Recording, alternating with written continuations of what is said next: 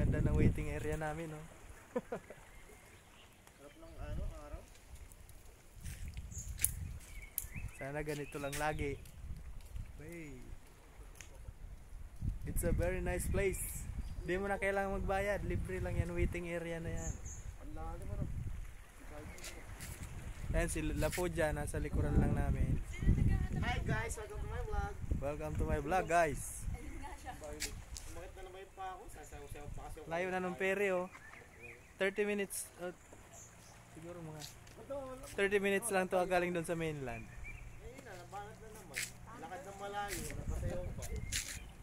Ayan, ang building ni Lapoja. Parang nagdala ako sa kalay eh. Wheelchair na, para di ka mahirapan.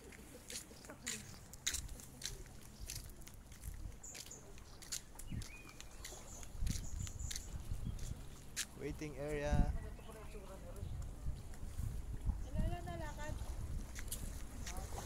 Nagdalaw yan, men. Buhay yan. Balik mo ha. Tatanong si Jet, ano raw? Tumatanong ba? Tignan raw bang ilang daw ba yung, ano, yung, sabi ko, depende ka kasi airline.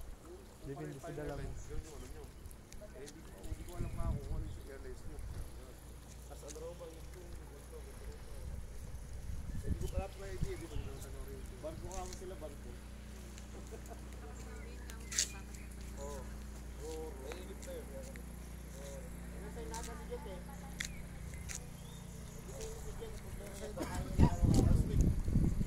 Hindi, ang ano niya, problema niya, kailangan niya ma-approve yung ano niya.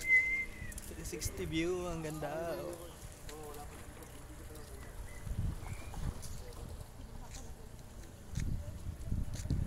Ang problema dito, guys, sa ilog dito, ay sa dagat dito, hindi ka pwede basta-basta mag-swimming.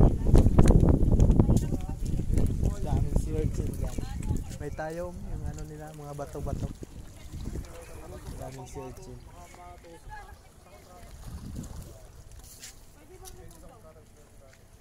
Pag umaga, ang daming turista dito.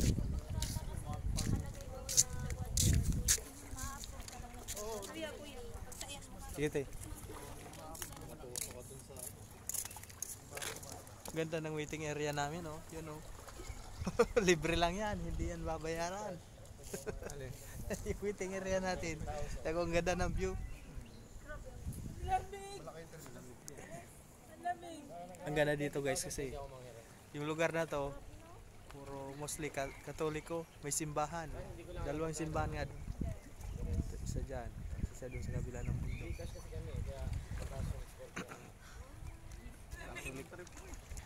Mostly Catholic yung nakatira dito sa Lapoja, sa Lapod, Dubrovnik.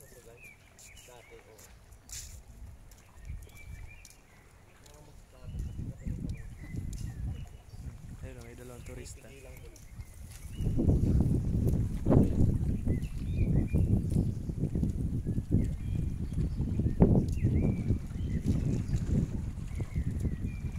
Pauwi na sila, pauwi na. Binalik mo? Oo. Buksan mo sa ano, ginawa natin sushi. Para siyang ano, suso na may spike.